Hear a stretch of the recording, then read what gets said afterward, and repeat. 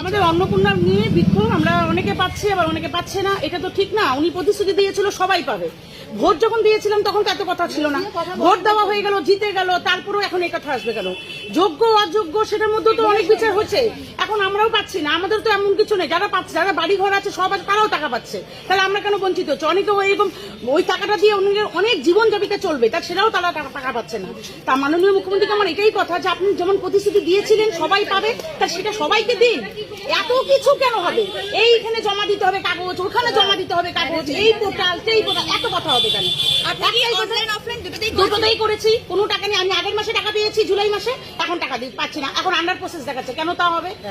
Verification হয়েছিল, সবকিছু হয়ে গেছে, তাহলে কেন এখন এটা দেখাচ্ছে আমাকে? আমি তো আগের মাসে পেলাম, কেউ কেউ 3 মাস 4 মাসের টাকাও পেলো, তাহলে এগুলো কেন হবে? আপনার বাড়ি থেকে সরকারি চাকরি করে না, কেউ সরকারি চাকরি করে না আমাদের বাড়িতে।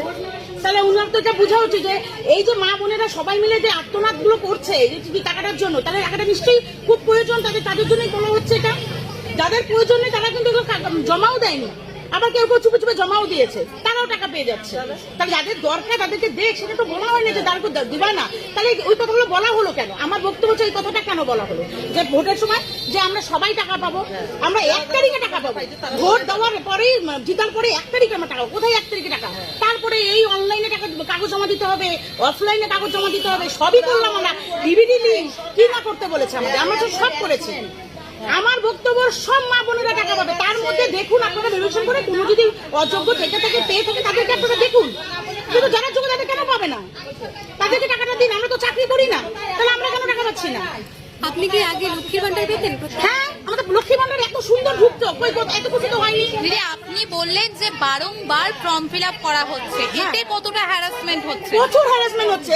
এই যে সবাই যে বাড়ির থেকে এসে সারাদিনে না খাওয়া দাওয়া করে এখানে বসে আছে অফিসে, তাহলে কি হচ্ছে? তাদের কি কোনো শরীরের কোনো পরিশ্রমের কোনো দাম নেই? সারাদিন কি অন্নপূর্ণা নিয়েই পড়ে থাকবো? এটা কেন হবে? আমরা ঠিক টাইম হবে 17 তারিখ থেকে টাকা দেওয়ার কথা ছিল, 17 তারিখে সবাই টাকা পাবো আমরা। মাননীয় মুখ্যমন্ত্রীকে আমার এটাই আর্জি যে আপনি সবারটা দেখুন, সবাই টাকা যাতে পায়, আপনাকে সবাই যেন বলে বাহবা করে যে না মুখ্যমন্ত্রীকে আমরা ভোট দিয়ে আমরা সত্যি আমরা খুব আজকে আপ্লুত। তাই এগুলো তো বলতে পারছি না এখন আমরা। আজকে মহিলারাই বেশি ভোট দিয়ে কিন্তু আজকে উনি জিতেছেন, তাহলে আজকে এগুলো কি হলো? কেন এগুলো হচ্ছে আপনারা দেখুন একটু। আপনাকে তো আমরা সামনাসামনি পাচ্ছি না যে আপনাকে বলবো।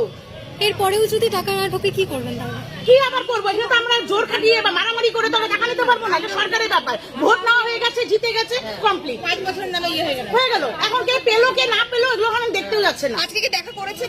না, উনি তো নেই, ঘরেই নেই উনি। ওনার সাথে কি দেখা করে তারপরেই যাবেন? সেটা এখন দেখি কি পজিশন দাঁড়ায়, কিন্তু আমার একটাই কথা, আপনারা প্লিজ মাননীয় মুখ্যমন্ত্রীর কাছে এই বক্তব্যটা পাঠান।